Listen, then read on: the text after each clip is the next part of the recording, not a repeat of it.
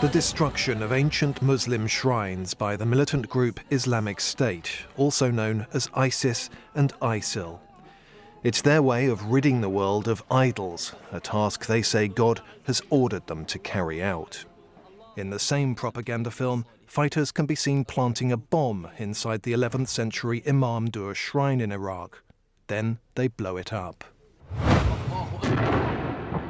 The situation is even worse in Syria.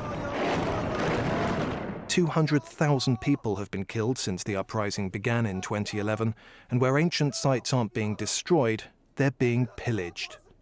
In Deir ez-Zor, opportunists can be seen from afar looting historic ruins. While nearby, organized groups carry out full excavations using high-end machinery.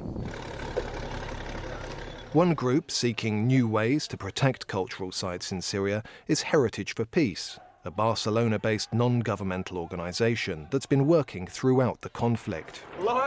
In addition to heritage preservation, the group sees their efforts as a way to bring warring parties to the negotiating table, something which presents many challenges. Some people within the Damascus institutions say you're working for the opposition, so we don't want to work with you. And here, the same in Gaziantep, there are people who say you work with the government, so we don't want to work with you. According to Western intelligence officials analysing the problem, Islamic State now counts antiquities smuggling as its second largest source of finance after oil. Senior Free Syrian army fighters, too, have long conceded that looting antiquities is a vital source of funding.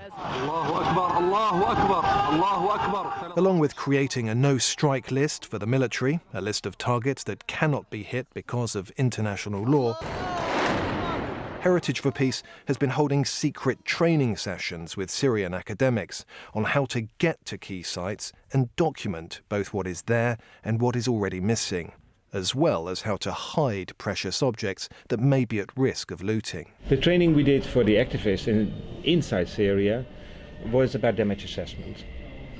We taught them through role play, through observing pictures and analyzing pictures, how to be a little bit more objective than they perhaps were used to in their own country. And that went actually very well. Another priority for archaeologists is to meet with emirs of Islamist groups such as Jabhat al-Nusra in an effort to get a fatwa, a religious ruling from Sharia judges to stop the looting. But until that happens, it's the men trained by Heritage for Peace who'll continue to risk their lives. I'm happy that I feel that I can do something to help the people in my country, because cultural heritage is not just the monument, it's not just the stones, it's also the identity of my people, you know.